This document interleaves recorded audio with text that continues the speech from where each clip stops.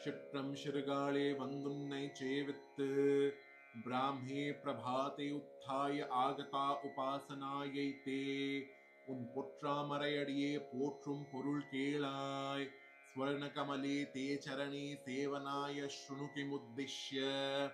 பெற்றம்மை துண்ணும் குலத்தில் பிறந்து கோபாலனேன ஏ புஞ்சதே தேஷாம் குலலலனாவயம் நீ குற்றேவல் எங்களை கொள்ளாமல் போகாது அத்தஸ்துவம் அஸ்மதர்ச்சனீய ந ஸ்வீகிருத்தியமாகச்ச இற்றைப்பறை கோள்வான் அன்றுகான் கோவிந்த பவதோ ஆசிஷः திருஷ்டபலாயைவ கிமாகதா ஹே கோவிந்த எட்டக்கும் ஏழேழ் பிறவிக்கும் சதா சப்தசு ஜன்மாசு பவாமோ பவதா சஹ உன் தன்னோதுற்றோமே ஆவோம் அக்ஷய சுகம் பிராப்னுமஹ உனக்கே நாமாட்செய்வோம் தாசத்வேன கைங்கர்யம் கரவாமதே